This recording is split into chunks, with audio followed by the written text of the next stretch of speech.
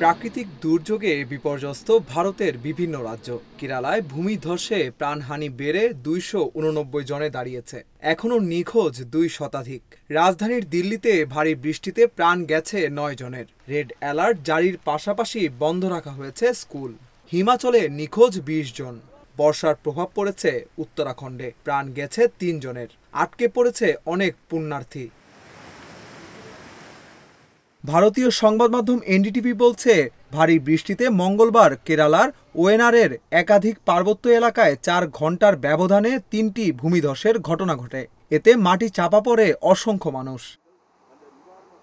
এসব ভূমিধসে মৃতের সংখ্যা কেবলই বাড়ছে।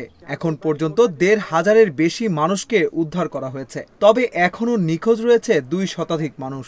বিরূপ আবহাওয়ায় ব্যাহত হচ্ছে উদ্ধার কার্যক্রম। আরও বৃষ্টির পূর্বাভাস রয়েছে। ভারী বৃষ্টির কারণে বিপাকে পড়েছে রাজধানী দিল্লি।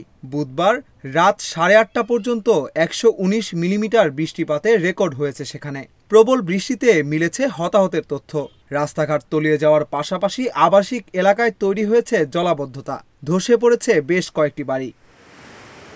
এমন অবস্থায় বন্ধ রয়েছে দিল্লির সব স্কুল। বাতিল হয়েছে বেশ কিছু ফ্লাইট। বাসিন্দাদের নিচু এলাকা এড়িয়ে চলার পরামর্শ দিয়েছে শহর কর্তৃপক্ষ।